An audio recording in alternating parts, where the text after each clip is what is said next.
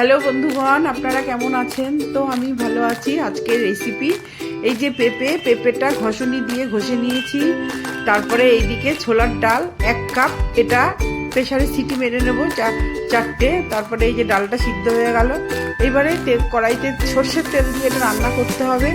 সর্ষের তেলে সাদা জিরে, শুকনো লঙ্কা, তেজপাতা ফোড়ন দিলাম। ফোড়ন দিয়ে এবারে এই যে ঘষনি দিয়ে পেঁপেটা ঘষে নিয়েছি ওটা দিয়ে দিলাম ওই তেলের মধ্যে। তারপরে এটা কাঁচা লঙ্কা 4টে চিরা দিলাম, তার মধ্যে জিরে বাটা, আদা বাটা দিলাম। দিয়ে এটা ভালো করে ঘুটানাটা করে ভালো করে এটা কষিয়ে নিতে হবে। কষিয়ে তারপরে এর মধ্যে ওই সেই ডালটা, সেদ্ধ করা ডালটা দিয়ে দেবো।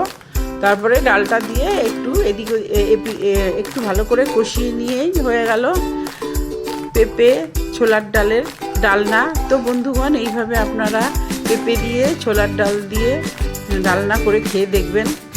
খুব সুন্দর একটা দুর্দান্ত রেসিপি নিরামিষ দিনে। আর আমার রান্নাটি যদি আপনাদের ভালো লাগে তো লাইক, কমেন্ট, শেয়ার, সাবস্ক্রাইব অবশ্যই করবেন। রাধে রাধে, ধন্যবাদ। লাস্টে একটু পুদিনা পাতা দিয়েছি।